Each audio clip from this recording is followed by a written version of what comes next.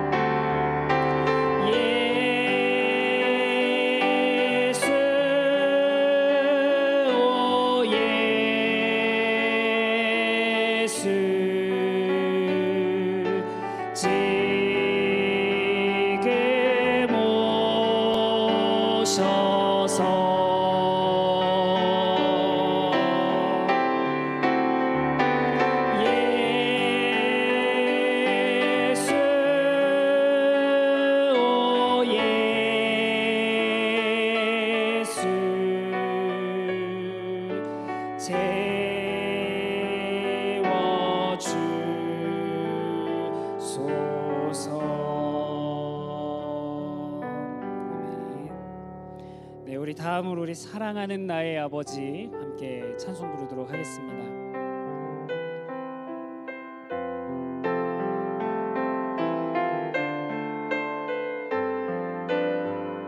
사랑하는 나의 아버지 사랑하는 나의 아버지 이름 높여드립니다. 주의 나라 찬양 속에 임하시니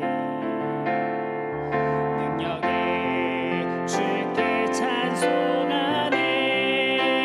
전능하신 하나님 찬양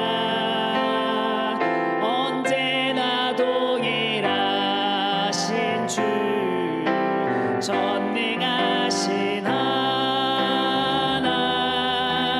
찬양 영원히 다스리네. 사랑하는 나의 아버지 사랑하는 나의 아버지 이름 높여드립니다. 주의 나라 찬양 속에 임하시니 능력에 주께 찬송하네. 전능하신 하나님 찬양 언제나 동일하신 주 전능하신 하나님 찬양 영원히 다스리네. 다시 한번 찬양하겠습니다. 사랑하는 나의 아버지 이름 높여드립니다.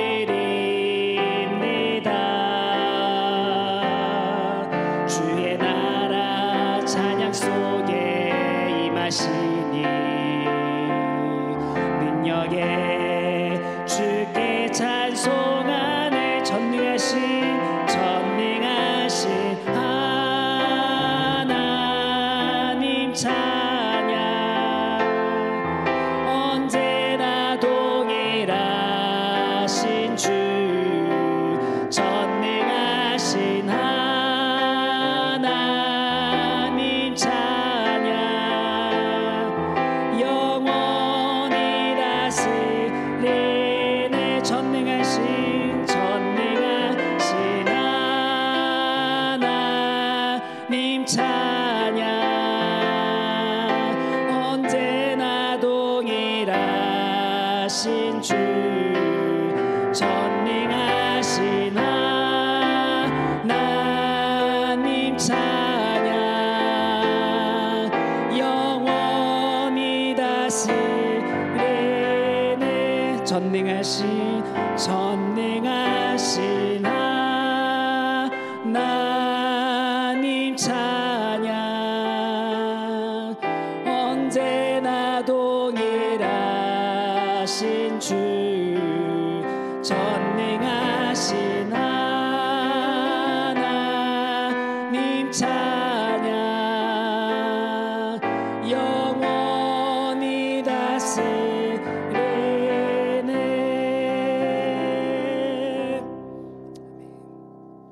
이 시간에 우리 다 같이 일어나셔서 찬송가 23장 우리 만입이 내게 있으면 함께 찬송 부르도록 하겠습니다.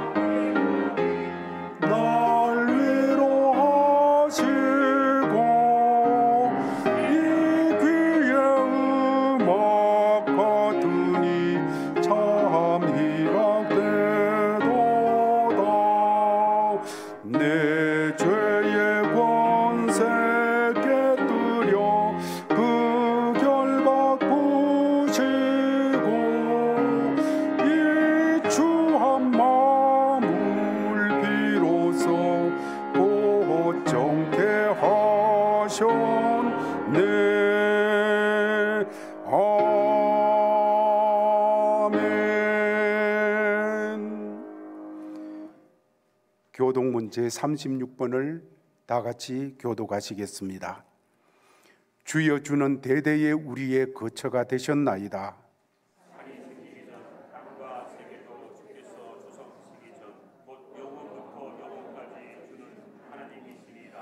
주께서 사람을 티끌로 돌아가게 하시고 말씀하시기를 너희 인생들은 돌아가라 하셨사오니,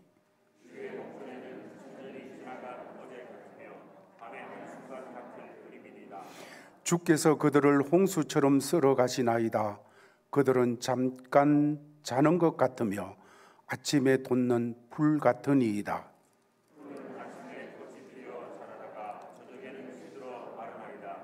우리는 주의 노예에 소멸되며 주의 분내심에 놀라나이다.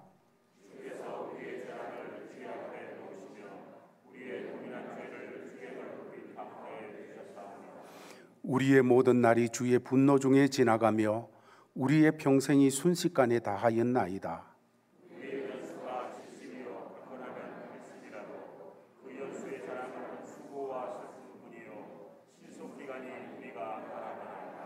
누가 주의 노여움의 능력을 알며 누가 주의 진노의 두려움을 알리이까?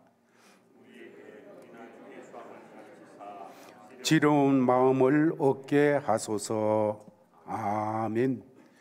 우리가 가진 신앙을 사도신경으로 하나님 앞에 고백하겠습니다. 전능하사 천지를 만드신 하나님 아버지를 내가 믿사오며 그 외아들 우리 주 예수 그리스도를 믿사오니, 이는 성령으로 잉태하사 동정녀 마리아에게 나시고 본디오 빌라도에게 고난을 받으사 십자가에 못 박혀 죽으시고 장사한 지 사흘 만에 죽은 자 가운데서 다시 살아나시며 하늘에 오르사 전능하신 하나님 우편에 앉아 계시다가 주리로서 산자와 죽은 자를 심판하려 오시리라. 성령을 믿사오며 거룩한 공회와 성도가 서로 교통하는 것과 죄를 사하여 주시는 것과 몸이 다시 사는 것과 영원히 사는 것을 믿사옵나이다. 아멘. 자리에 앉으셔서 266장 찬송을 부르겠습니다.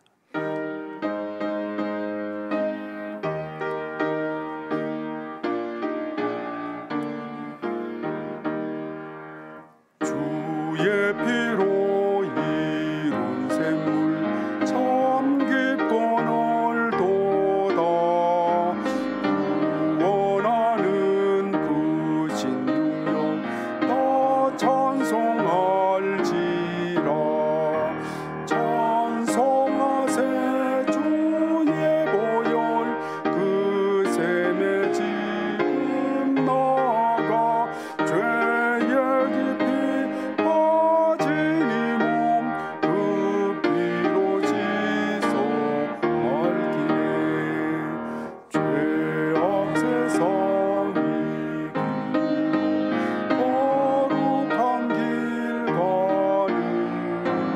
나의 마음 성전 삼고 주께서 계시네.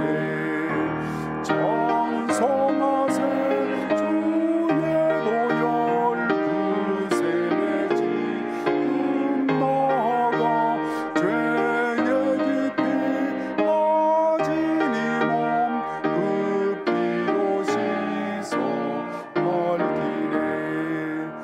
주 예수를 깊이 아는 놀라운 은혜 하늘나라 즐거움이 매일 새롭도다. 찬송하세 주의 보혈 그 샘에 지금 나가 죄의 깊이 빠지니 몸 그 피로 씻어 맑기네. 다 같이 기도드리겠습니다. 기도드릴 때 우리 성도들을 대표해서 이홍문 장로님께서 하나님 앞에 기도드리겠습니다.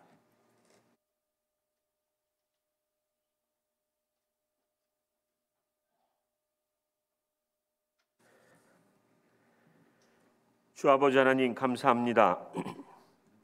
만물이 주님에게서 나오고 주님으로 말미암고 주님께로 돌아갑니다. 오직 주님께 영광을 세세 올려드립니다. 이제 새롭게 허락하신 9월 그 첫 주간의 삶을 앞에 두고 그 주님을 예배하게 하시니 더욱 감사드립니다. 특별히 지난 주간 뜨거웠던 날씨처럼 우리 교회 강단을 참된 예수 복음으로 뜨겁게 채워주신 은혜 감사 또 감사드립니다. 놀라운 예수 복음을 만나 변화된 세무공무원 마태, 어부 베드로, 밭의 한 농부, 어느 진주 장사의 충격적인 모습을 통해서 같은 예수 복음을 받은 오늘 우리의 모습을 돌아보게 하셨습니다. 우리처럼 특별한 사람들이 아닌 그들처럼 예수 복음을 우리도 충격적으로 만났는지요? 그 예수 복음을 만나고 충격적인 탄식과 회개가 터져 나온 적이 있었는지요? 그 예수 복음을 만나서 이때까지 한 번도 경험해 보지 못한 주체할 수 없는 기쁨을 내 안에서 맛본 적이 있었는지요? 그 예수 복음을 만나고 이때까지 한 번도 해보지 못했던 충격적인 결단을 한 적이 있었는지요? 그 예수 복음을 만나 그 충격적인 사랑을 거듭 깨달으며 쏟아지는 눈물을 멈추지 못한 적이 있었는지요? 그 예수 복음을 만나서 그 망령된 행실이 충격적으로 끊어진 경험이 있었는지요? 그 예수 복음을 만나서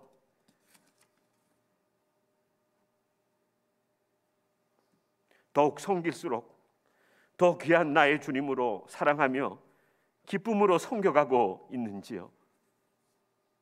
오 아버지 하나님, 이 시간 회개하는 마음으로 간구하오니 예수 보혈로 우리를 새롭게 하시어 우리도 그들처럼 예수 복음의 능력이 우리의 삶에서 더욱 온전하게 드러나게 하시옵소서.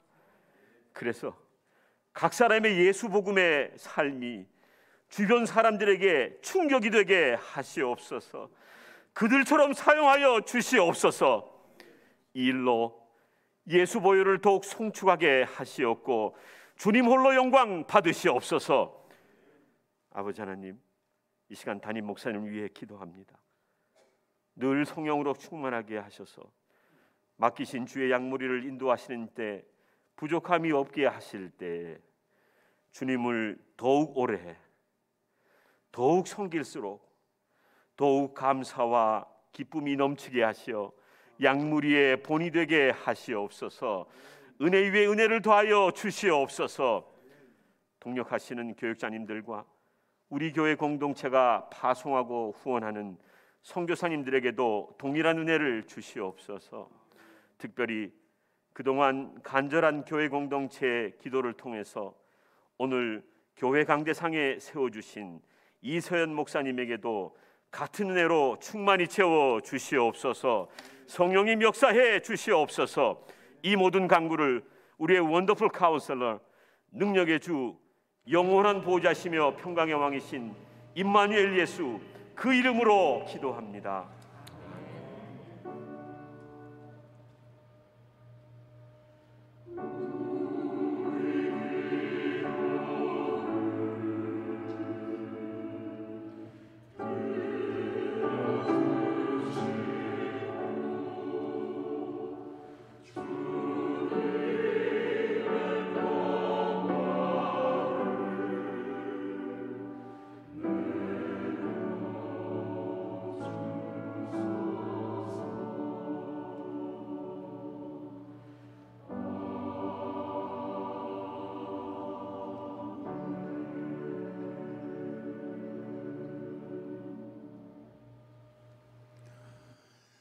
오늘도 하나님의 부르심을 받고 주의 전에 올라와 예배를 드리는 우리 모든 믿음의 권속들에게 하나님께서 새 힘을 주시고 성령께서 감동 감화를 주셔서 세상을 이기고 자신을 이기고 우리 모든 죄악을 이기면서 하나님께 영광 돌리는 삶으로 이 한 달을 살아나가시기를 주의 이름으로 축원합니다.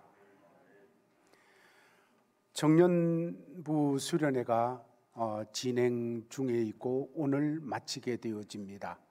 위하여 기도하셔서 우리 다음 세대들 젊은이들이 믿음 가운데 굳게 무장하여 주를 섬길 수 있도록 늘 관심을 가져주시기를 바랍니다.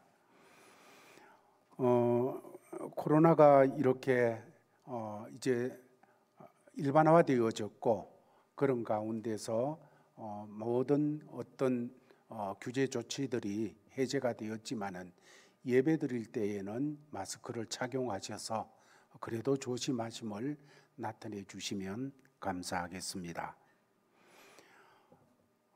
오늘 말씀은 우리가 광고 드린 대로 이세연 목사님께서 말씀을 전해 주시겠습니다.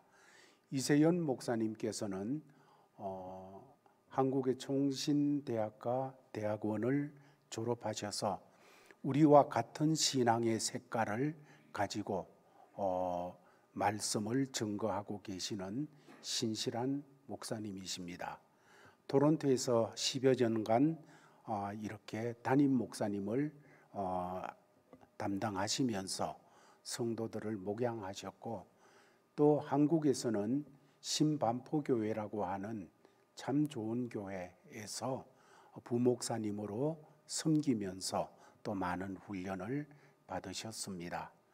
그리고 미국에서 사우스웨스런 베프티스트 데올로지컬 세미나리에서 공부를 해가지고 그 학교는 신학교 계통에서는 알아주는 신학교예요.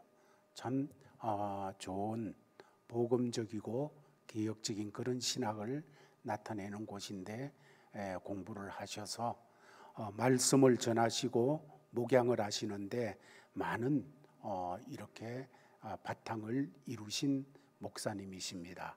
오늘 말씀을 전해 주시게 되어지고 다음 주일에는 후임 목사 청빙을 위한 공동의회를 개최하게 되어집니다. 1부 예배 후에도 하게 되어지고 2부 예배 후에도 공동회의를 가지게 되어서 하나님 앞에서 우리 교회가 하나님의 은총을 덧입기를 바라고 있습니다. 기억하여 주시기를 바랍니다. 매주일에 사랑방장님을 통해서 말씀 자료가 보내지고 있으니 경건 자료로 잘 사용하시기를 바랍니다. 9월의 생명의 삶이 나와 있습니다. 신청하신 분은 로비에서 찾아가시기를 바랍니다. 9월달 교회 주변 관리는 이선교회를 중심으로 해주시기를 바랍니다. 교육부에서는 당회원들과 권사님들이 새로 9월 학기부터 섬기게 되어지는 이 교사들, 주일학교 교사들을 섬기는 교사 모임, 일명 교사 축복의 밤이라 이렇게 정하고서 9월 18일 주일 오후 5시에 교회당에서 가지게 되어집니다. 기도해 주시기를 바랍니다. 병환 중에 계신 성도님들을 위해서 기도해 주시기를 바라고 박성민 목사님 가족은 9월 5일에서 16일까지 휴가를 가시게 되어집니다. 또한 감사한 것은 지난 주간에 가미노회, 우리 노회가 속해 있는 가미노회가 캘거리 제1장로교회에서 회집되어 은혜 가운데 모든 회무를 잘 마쳤습니다. 그 회무 중에는 우리 교회 박중순 집사님과 김종근 집사님께서 노회를 통해서 또 하나님께서 거치게 하는 여러 과정들을 잘 거쳤습니다. 또한 어떤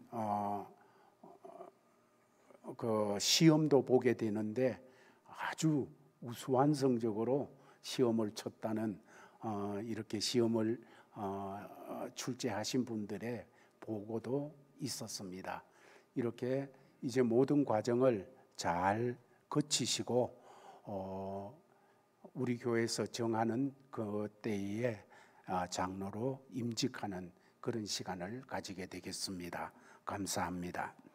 다른 광고 말씀이 없었으면 자리에서 일어나셔서 634장 찬송 부르면서 하나님 앞에 예물을 드리겠습니다.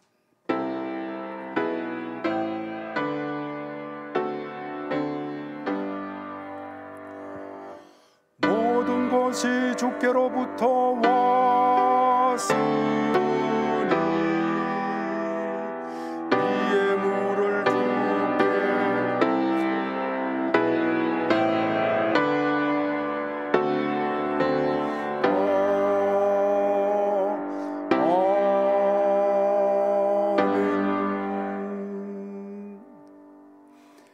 아버지 하나님 감사를 드립니다.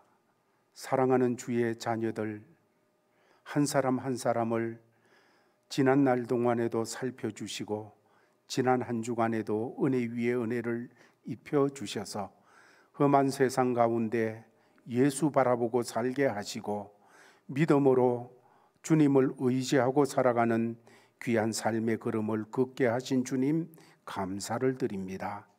오늘 아침에도 부름을 받고 주의 전에 올라와 예배를 드리는 사랑하는 주의 자녀들 한 사람 한 사람을 살펴주시옵시고 성령께서 기름 부어 주시고 오늘 예배를 통하여 우리 주님께 주의 말씀의 감동과 감화를 풍성히 받고 믿음으로 강건해지는 역사들이 있도록 도와주시옵소서. 아버지 하나님이여, 우리들 중에는 몸이 연약한 성도들도 있습니다.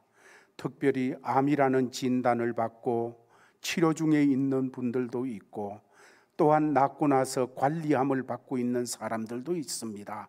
오 주여 긍휼히 여겨 주시옵시고 아버지 하나님의 아들 딸들이 질병으로 말미암아 쓰러지는 이런 자리에 들지 않고 오직 예수 그리스도의 통치함 속에서 주님을 쫓아 살아가는 삶이 되도록 복 주시옵기를 원합니다. 아버지 하나님, 그 육체의 질고 속에서도 하나님 나라를 경험하여 모든 것에서 자유함을 얻고 오직 주님만이 높임을 받게 되어지는 놀라운 역사들이 있도록 치유하여 주시옵시고 감당하게 하여 주시옵시고 아버지 하나님 새롭게 하여 주시옵소서. 그 외에도 연세가 많으시고 또 여러 가지 약함을 안고 있는 그런 성도들, 이것 때문에 낙심하지 아니하고 약하기 때문에 더욱 주님을 의지하고 주님의 은혜를 풍성히 받는 삶으로 가득 차게 하여 주시옵소서. 아버지 하나님, 이 시간에는 귀한 물질을 주님 앞에 봉헌합니다. 이 물질에 담겨 있는 성도들의 믿음과 주님을 향한 사랑과 주님께 바라는 마음들을 주께서 아시오니 연락하여 주시고 응답하여 주시옵소서. 이 물질 닿는 곳에 하나님께 영광을 돌리도록 교회에 간섭하여 주옵소서. 주 예수 그리스도의 이름으로 기도하옵나이다. 아멘. 하나님 말씀 받들어 읽도록 하겠습니다. 주보에 기록된 대로 누가복음 제7장 36절에서 50절까지의 말씀이 되겠습니다. 누가복음 제7장 36절에서 50절까지의 말씀, 이 말씀을 제가 한 절 다 같이 한 절 교독해서 읽도록 하겠습니다. 한 바리새인이 예수께 자기와 함께 잡수시기를 청하니 이에 바리새인의 집에 들어가 앉으셨을 때에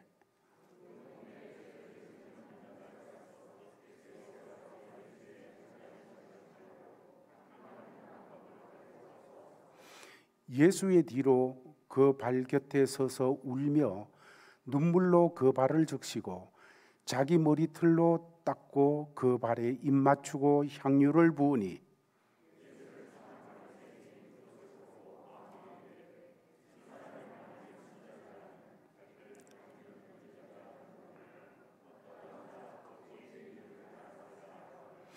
예수께서 대답하여 이르시되 시몬아 내가 네게 이럴 말이 있다 하시니 그가 이르되 선생님 말씀하소서.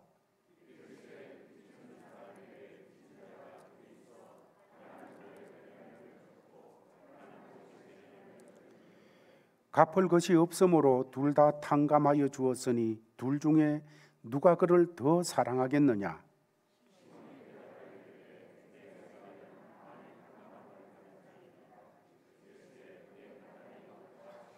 그 여자를 돌아보시며 시몬에게 이르시되 이 여자를 보느냐?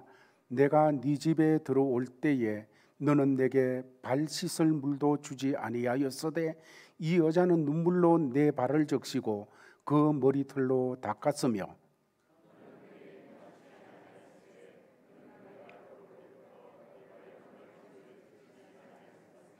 너는 내 머리에 감람유도 붓지 아니하였으되 그는 향유를 내 발에 부었느니라.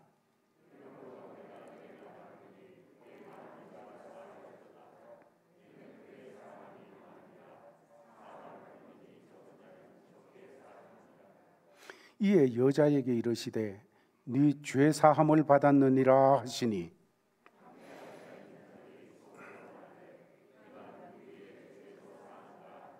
다 같이 읽습니다. 예수께서 여자에게 이르시되 내 믿음이 너를 구원하였으니 평안히 가라 하시니라. 아멘. 이 시간에는 할렐루야 성가대에서 우리 성도들을 대표하여 주님을 찬양하겠습니다.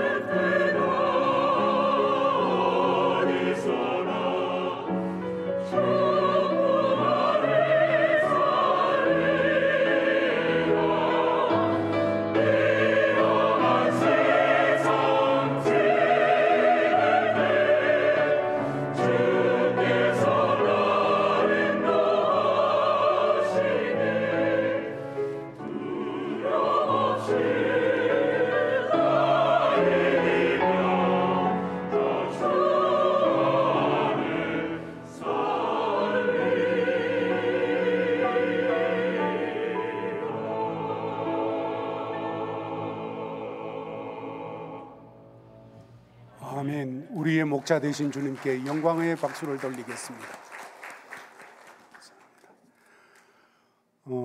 방문해 주신 분이 계십니다. 우리 이형문 장로님의 자녀 부부가 되어지는 이정기 탁지수 성도님 참석하셨습니다. 어디 있습니까? 한번 자리에 일어나 주시면.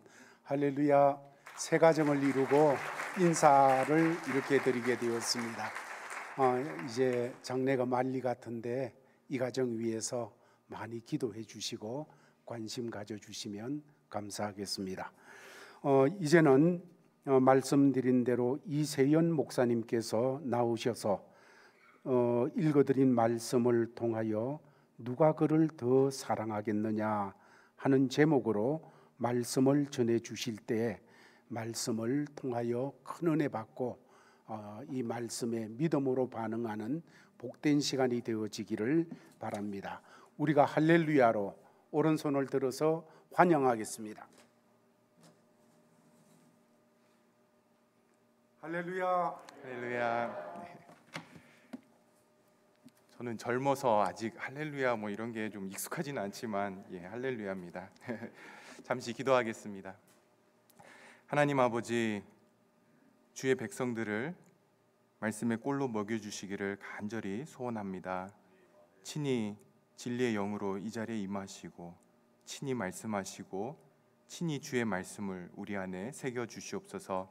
부족한 종을 십자가 아래 감추시고 오직 주의 말씀의 도구로만 사용하여 주시옵소서.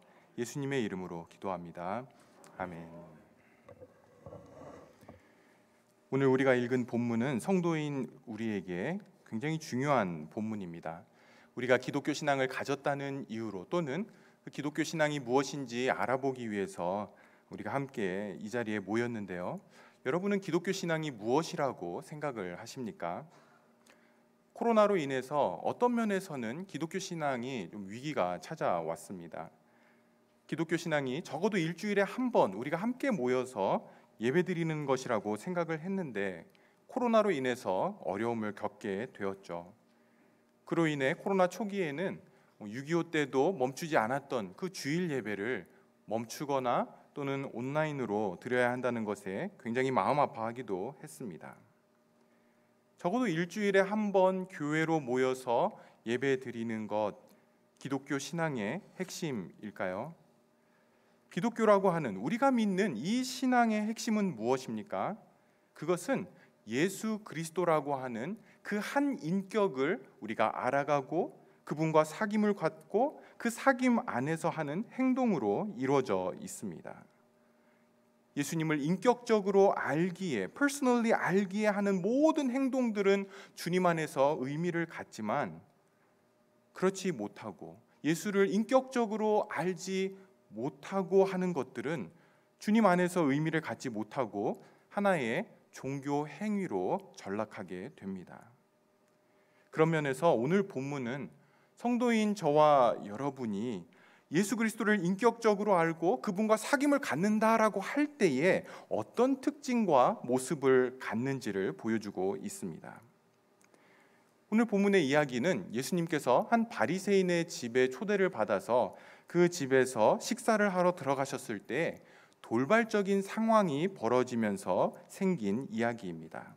두 사람이 등장을 합니다. 한 사람은 시몬이라고 하는 바리새인, 집 주인이고요.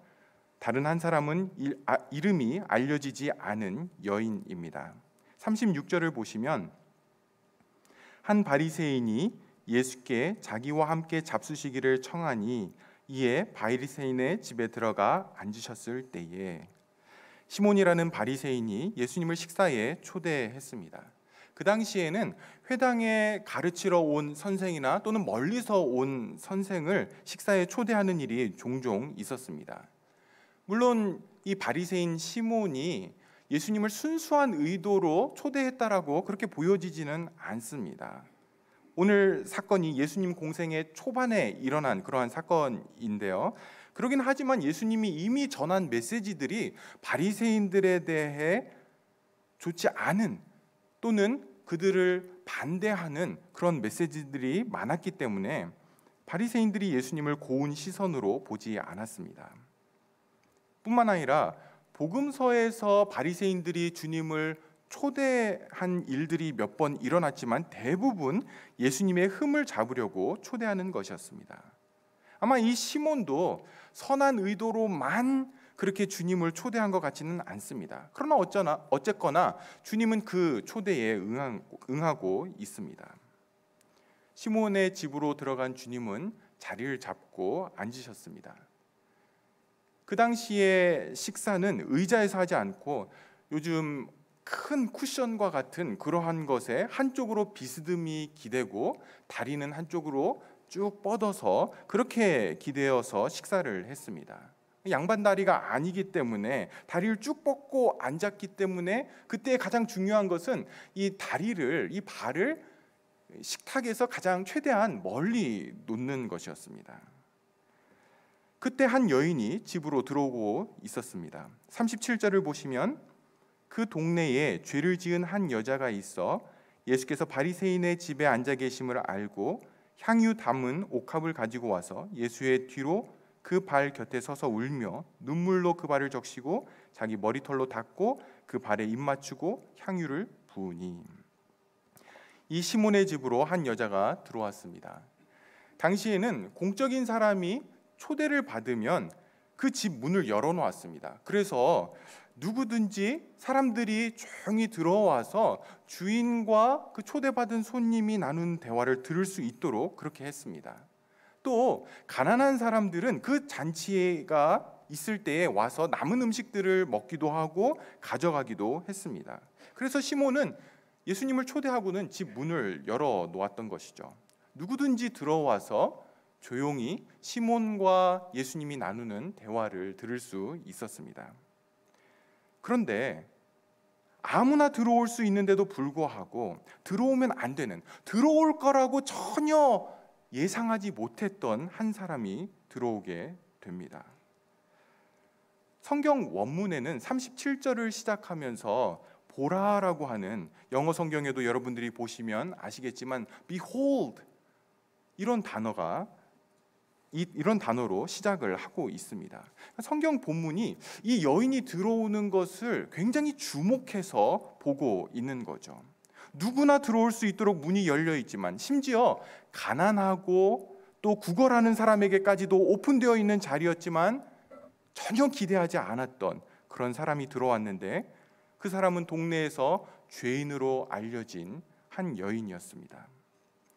성경에는 이 여인의 이름이 소개되어 있지 않습니다. 어떤 학자들은 누가복음 8장에 나오는 막달라 마리아였을 거다라고 그렇게 추측을 합니다. 그러나 어디까지나 추측이지 정확한 증거는 없습니다.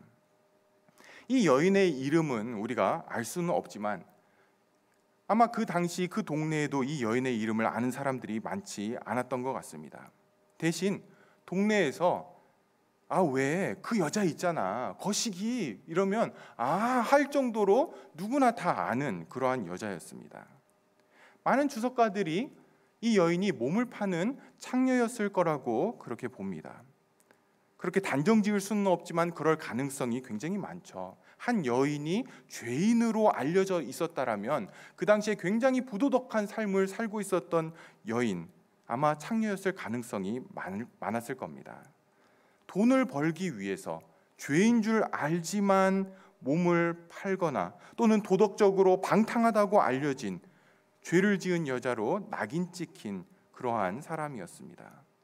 친구도 없었고요, 마을에서는 왕따였고 죄인으로 불리던 여자였습니다. 그러니 이 여인의 삶에는 아무런 소망이나 희망이 없었습니다. 의욕도 없었고요. 그런 삶을 살아가는 여인이 들어오고 있습니다. 한 번은 이 여인이 길을 가는데 사람들이 많이 모여 있는 겁니다. 무슨 일인가 이러고 봤더니 예수라고 하는 분이 설교를 하고 있었습니다. 그리고 그 말씀을 듣게 되었던 거죠. 예수님의 말씀은 탁월했고 능력이 있었습니다. 그 말씀이 이 여인 안에서 새로운 일들을 일으켰던 것입니다. 큰 은혜가 임한 것이죠. 그리고 나서 이 여인은 그 주님을 또 한 번 뵙고 싶었고, 다시 한번 말씀을 더 듣고 싶었고, 가까이 가고 싶었고, 만나보고 싶었습니다. 그러던 중에 예수님이 시몬의 집에 왔다라는 소문이 들렸고, 이 여인은 주님을 만나러 그 집으로 들어갔던 것입니다. 그리고는 기대어 앉은 예수님을 발견한 거죠. 그 뒤로 가서 주님의 발에 있는 쪽, 발치 쪽에 자리를 잡고 서 있었습니다. 그리고는 주님의 얼굴을 봤겠죠. 그런데 갑자기 눈물이 나는 거예요. 그것도 눈물이 한두 방울 그렇게 흐르는 것이 아니라 무슨 수도꼭지를 튼 것처럼 눈물이 멈추지를 않는 겁니다. 주님의 발에 눈물이 떨어졌고 발을 다 적실 정도로 눈물을 흘렸습니다. 여기 눈물로 발을 적시다라고 할 때에 이 적시다라는 단어는 비가 내린다라고 할 때도 쓰이는 단어입니다. 그러니까 눈물이 내리는데 막 비같이 그렇게 내렸던 거죠. 주님 앞에서 감정의 댐이 터져 버린 겁니다. 이 여인이 이렇게 한동안 눈물을 흘리고 났는데 보니까 어떻습니까? 자기가 흘린 눈물 때문에 예수님의 발이 다 젖었던 거죠. 거기다가 그때 주님의 발은 깨끗하지 않았습니다. 오히려 더러웠다라는 표현이 정확할 겁니다. 여러분이 잘 아시듯이 이 당시 사람들은 샌들을 신고 다녔습니다. 포장 도로도 많지 않았기 때문에 대부분 흙바닥 길이었는데요. 그래서 나갔다 들어오면 흙먼지가 발에 가득했습니다. 그래서 보통은 집에 들어오는 그 입구에 항아리를 놓고 물을 거기다가 채워 놓습니다. 특별히 집에 손님이 오면 주인이나 또는 종이 있다라면 종이 손님이 집으로 들어올 때에 발을 씻겨줍니다. 그런데 이 시몬은 예수님께 그러한 서비스를 안 했습니다. 예수님을 초대하긴 했지만 아마도 그의 마음 가운데에 예수님을 받아들인 것이 아니었기 때문에 발 씻기는 것을 생략했습니다. 여인의 눈물이 이런 주님의 발에 떨어져서 흘러내리니까 발에 먼지와 흙물이 같이 흘러내렸겠죠. 어렸을 때 밖에서 흙장난 하다가 열심히 놀다 보면 땀을 흘리고 그러면 흙먼지 얼굴에 땀이 흐르면 자국이 남게 되는 것처럼 주님의 발이 그랬을 겁니다. 그 여인이 정신을 좀 차리고 보니까 자신의 눈물이 주님의 더러운 발에 떨어진 것을 보았고요. 주인이 이 예수님에게 어떠한 제대로 손님다운 대접을 하지 않았다라는 것을 알았습니다. 근데 그것보다도 더 급했던 것은 자신의 눈물이 주님의 발에 떨어진 것을 보고 너무 당황했던 거죠. 뭐 닦을 것 없나 수건을 찾아도 없고, 그래서 이 여인은 자신의 머리를 풀어 헤치고는 자기의 머리로 주님의 발을 닦기 시작합니다. 그렇게 머리를 푸는 것이 어떤 의미인지, 그렇게 자신의 머리로 주님의 발을 닦는 것이 주님을 더 어렵게 하는 것임을 생각할 겨를도 없이 급하게 머리카락으로 주님의 발을 닦습니다. 주님을 향한 그 여인의 마음이 굉장히 평범하지 않은 방법으로 드러나고 있었던 것입니다. 그런데 이 여인이 여기서 멈추질 않습니다. 발을 다 닦더니 그 발에 입 맞추기 시작합니다. 여러분, 이 당시에 입을 맞춘다라고 하는 것은 귀한 손님이 왔을 때에 볼에 입을 맞추거나 또는 가족이나 친한 관계일 때 입을 맞춥니다. 이 입 맞추다라고 하는 이 단어, 이 똑같은 단어가 어디에 쓰였냐면 탕자가 아버지에게 돌아왔을 때 아버지가 끌어안고 입을 맞췄다라고 할 때에 이 단어가 쓰입니다. 또 사도행전에 가면 바울이 에베소 교회 장로들과 헤어지면서 다시는 이 땅에서 못 볼 것 같은 그러한 감정으로 입을 맞췄다라고 할 때 이 단어가 사용이 됩니다. 그러니까 이 여자는 굉장히 감정이 고조된 상태로 입을 맞췄을 것입니다. 어쩌면 주님의 다리를 끌어안고 그 발에 입을 맞췄을 거죠. 한 번이 아니라 여러 번 계속해서 입을 맞췄습니다. 그리고는 자신이 집에서부터 준비해간 옥합을 열어서 향유를 그 발에 부었습니다. 주님이 시몬의 집에 왔다라는 소문을 듣자마자 바로 집으로 가서 자기가 고이 모셔놓았던 옥합에 담긴 향유를 가져왔던 거죠. 옥합, 이것은 이제 케이스죠. 설화석회라고 하는 그런 돌로 만들어졌다는데 저도 이 설화석회가 뭔지는 모르겠습니다. 그런데 왠지 이름만 들어도 비싸게 들리죠. 옥합병 자체가 굉장히 귀한 병이었기 때문에 여기에 담긴 향유 역시 싸구려는 아니었습니다. 이런 향유는 이 당시 여인들이 종종 사용을 했고요. 오늘날로 하면 아마 몇천 불, 몇만 불 하는 그런 명품 향수 같은 그러한 것이었습니다. 삶에 아무런 소망이 없는 그 여인이 그저 돈을 벌기 위해서 죄라도 지을 만큼 그렇게 일을 해서 그렇게 번 돈을 모아서 사놓은 귀한 향수였습니다. 이 향유는 원래 머리에 바르는 것인데 이 여인은 차마 주님의 머리에 그 향유를 바르지 못했습니다. 대신 그 귀한 향유를 발에 부었습니다. 주님의 발에 이 귀한 향유를 붓는 것도 전혀 아깝지 않은 그러한 마음을 이 여인은 가지고 있었던 것이죠. 여러분, 이제 예수님의 입장에서 이 여인의 행동을 한번 상상해 보십시오. 굉장히 불편했겠죠. 적어도 도덕적으로 문란하다고 동네가 다 알고 있는 그런 여자가 식사하는 집에 들어오더니 갑자기 자기 뒤에 서서 눈물을 갑자기 흘리는 겁니다. 눈물을 펑펑 흘리더니 자기의 발에 떨어진 그 눈물을 보고는 갑자기 머리를 풀어 헤치고 자기의 머리카락으로 자신의 발을 닦습니다. 그리고 나더니 자기의 발에 진한 입맞춤을 하고 거기서 멈추지 않고 옥합을 열어서 발에 향유를 붓습니다. 계속해서 그 여자가 자신의 발을 만지고 있었고 함께 있던 사람들은 굉장히 이상한 눈으로 아마 예수님을 쳐다봤을 겁니다. 도대체 이 여인과 예수님은 어떤 관계길래 이 여인이 이렇게 하는데도 주님 모르시나? 예수님이 모르시나? 왜 그냥 놔두지? 아마 뭐 이런 눈으로 쳐다봤을 겁니다. 아니나 다를까 예수를 식사에 초대했던 이 시몬도 비슷한 생각을 했습니다. 예수가 만약 선지자라면 지금 이 여인이 어떤 죄를 지었는지 누구인지 알았을 텐데 예수는 설교를 잘하는 랍비일 수는 있지만 하나님이 보내신 선지자는 아니라라고 단정을 지었습니다. 선지자라면 여인이 얼마나 큰 죄인인지 몰랐을 리 없었기 때문입니다. 영안이 밝은 사람은 아니구나라고 생각을 한 거죠. 주님이 이런 시몬의 생각을 아셨습니다. 그리고는 한 가지 이야기를 시작하십니다. 두 사람이 각각 돈을 빌렸는데 한 사람은 500데나리온, 다른 사람은 50데나리온을 빚졌습니다. 이 한 데나리온은 일꾼의 하루 품삯입니다. 그러니까 50데나리온이면 뭐 주 6일, 주 5일 근무한다라고 하면 두 달 반 정도, 또 500데나리온은 뭐 1년 8개월 또는 2년 가까이 정도 되는 임금입니다. 문제는 둘 다 갚을 능력이 없었습니다. 그래서 주인이 둘의 빚을 모두 탕감해 주었습니다. 여기까지 예수님이 이야기를 해주고는 시몬에게 질문을 합니다. 둘 중에 누가 더 주인을 사랑하겠느냐? 시몬이 대답하죠. 많이 탕감받은 사람이 더 많이 사랑할 것 같습니다. 빙고! 빙고는 성경에 안 나옵니다. 그러나 아마 예수님이 그렇게 대답했을 것 같아요. 네가 봐도 많이 탕감받은 사람이 더 많이 사랑하겠지.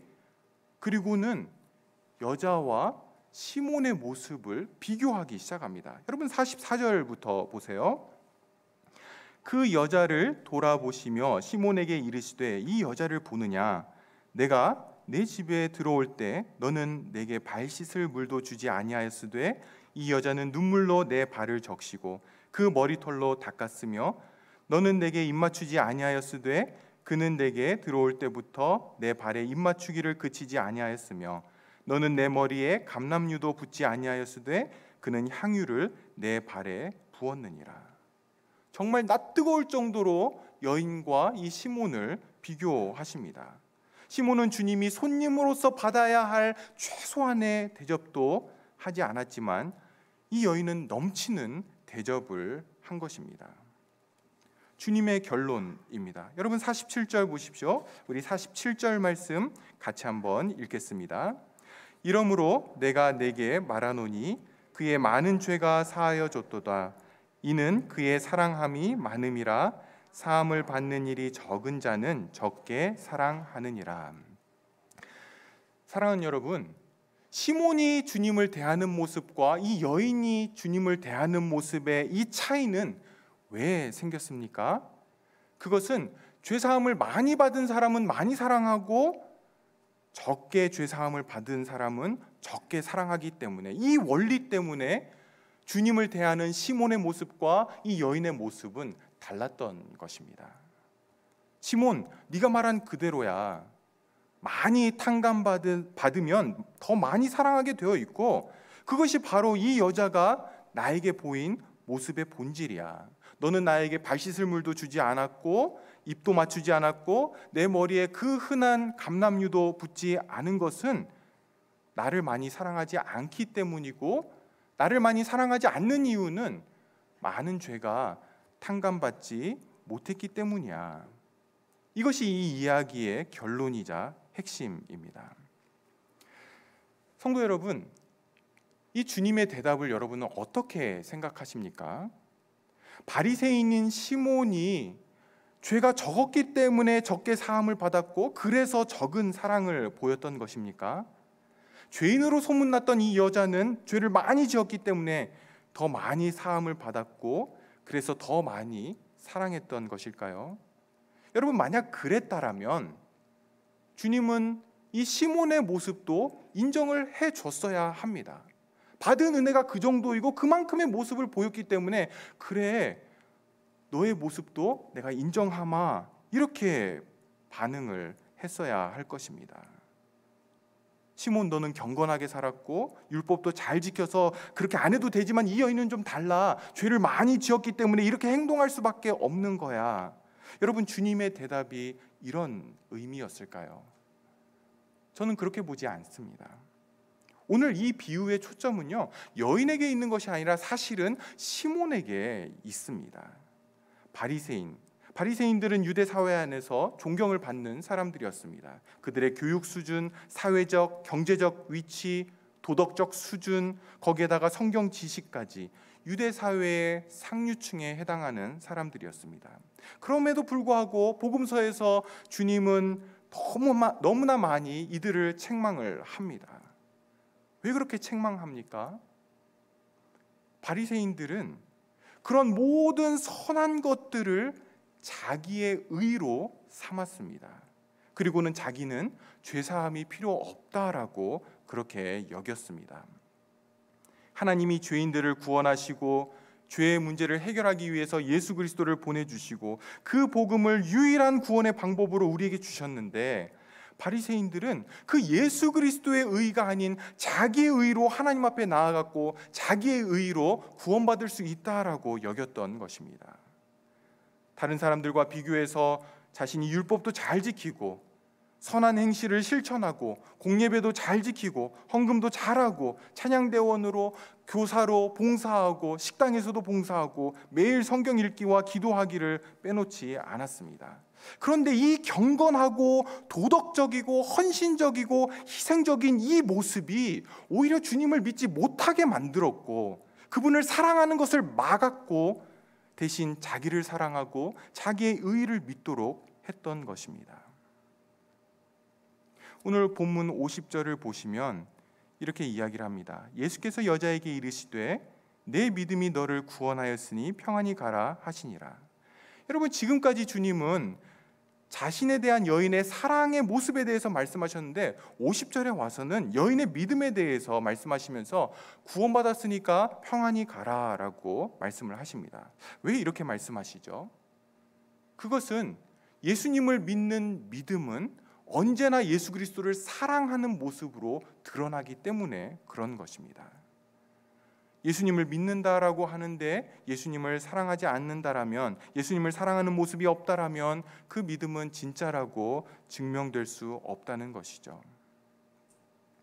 사랑하는 제1장로교회 가족 여러분, 제가 3일 동안 여러분들과 함께 말씀을 나누면서 여러분이 얼마나 말씀을 열심히 들으시고 진리에 관심을 가지고 계신지를 볼 수 있었습니다. 또 제1장로교회가 참 건강한 교회고 장로님들도 헌신적으로 섬기시는 걸 봤습니다. 또 우리 신목사님과 교제하면서 저는 좀 사람이 좀 가볍게 날리는 그런 스타일인데 우리 목사님은 뵙기만 해도 진짜 목사님이다 이렇게 느껴집니다. 그런데 여러분, 그렇기 때문에 여러분은 바리새인처럼 나 자신을 생각할 수 있습니다. 이민교회 안에 별의별 일들이 다 일어나는데 우리는 그렇지 않기 때문에 우리는 괜찮다라고 생각할 수 있다라는 것입니다. 주님이 죄인들아 내게로 오라라고 할 때에 창녀와 세리와 온갖 험악한 사람들이 주님께 가니까 나는 저 부류는 아닌데 주님이 좀 괜찮은 사람들을 따로 부르시려나 하면서 우리 자신을 예외에 포함시키는 어리석음을 범할 수 있다라는 것입니다. 목사가 앞에서 설교하면, 죄에 대해서 설교하면 나랑은 관련 없는 이야기처럼 들을 수 있다라는 거죠. 마음 중심에 자기 의로 채워서 나 자신에 대해서 속을 수 있다라는 겁니다. 사랑하는 여러분, 우리가 속고 있는지 아니면 제대로 나 자신을 보고 있는지 어떻게 알 수 있습니까?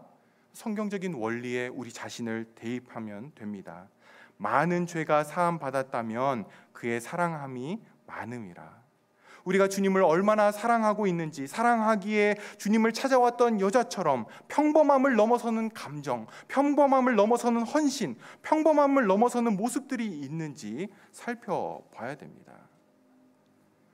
시몬은 주님에 대해서 관심도 있었고 식사 자리에도 초대는 했지만 거기까지였습니다. 평범한 수준을 넘어서지 못합니다. 딱 할 만큼만 하는 거죠.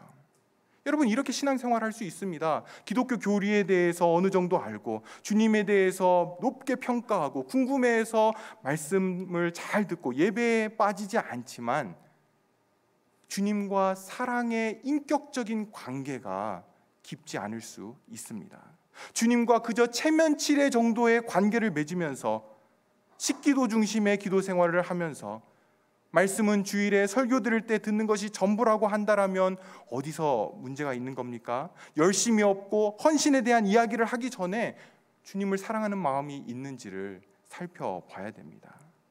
정말 예수를 사랑하는지, 예수라고 하는 그 인격을 사랑하는지, 아니면 종교 생활을 하고 있는지 나 자신을 살펴야 합니다.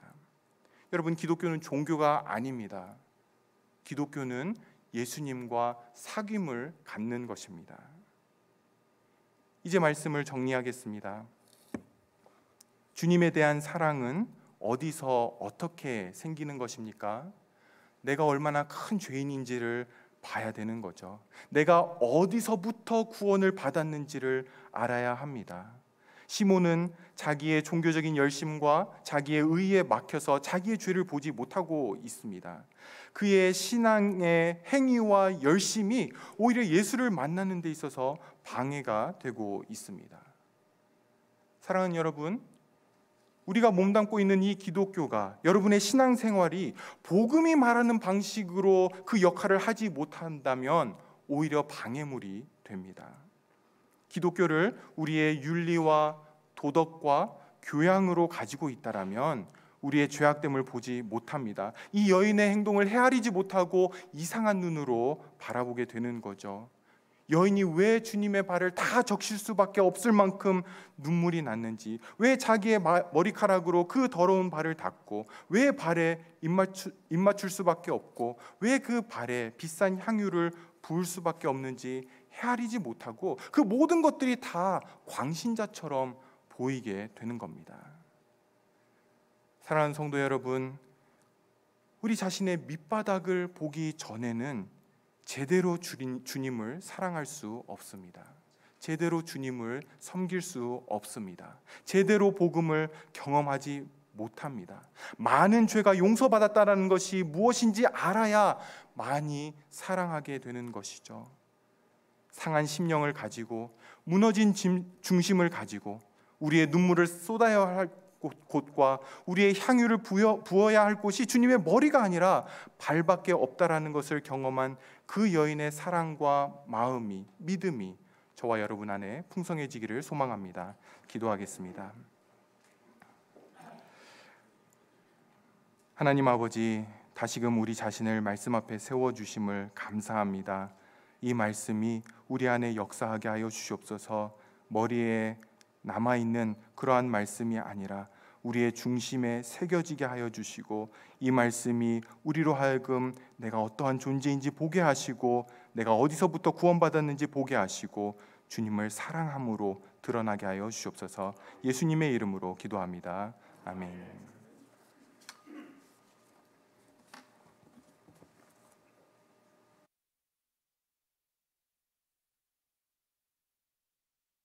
말씀 감사합니다. 광고 하나 추가하면, 예배가 마친 다음에 이 자리에서 목사님과 또 교회에 대해서 간담회를 가지는 시간을 갖겠습니다. 가급적 예배 후에 계시면서 목사님이 우리 교회를 향한 마음들을 들으시는 그런 시간이 되어지면 좋겠습니다. 또한 오늘부터 우리 교회 지하실에 친교실을 개방을 합니다. 그러니까 교회에서 마련한 떡을 받으시고 또 간담회가 끝난 다음에 친교실에 내려가셔서 교제하실 분들은 교제하셔도 감사하겠습니다. 다 같이 자리에서 일어나셔서 찬송가 285장 찬송을 부르겠습니다.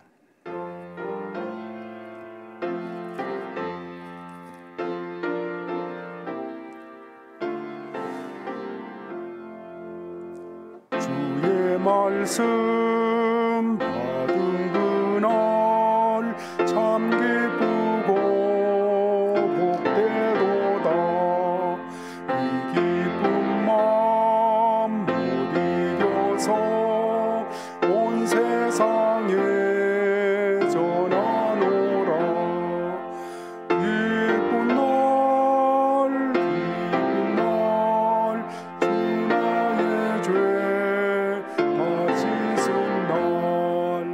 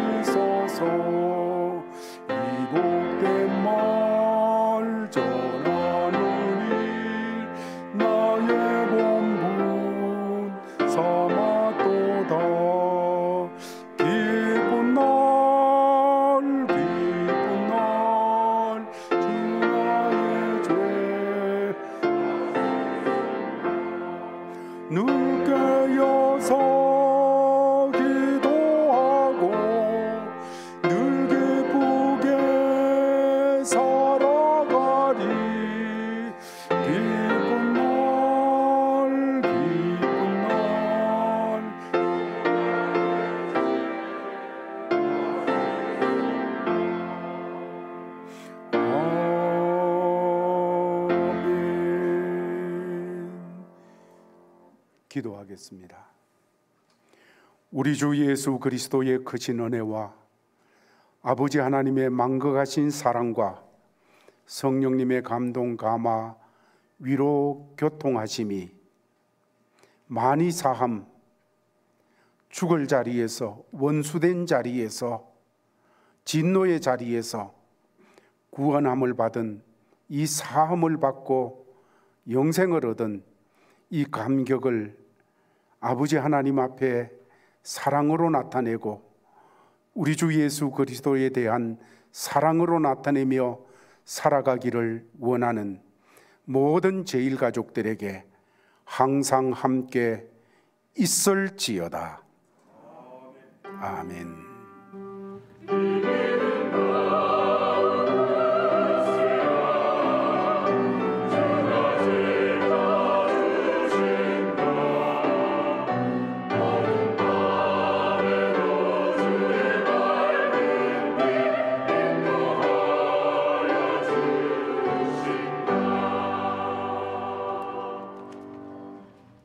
이것으로 예배 마쳤습니다.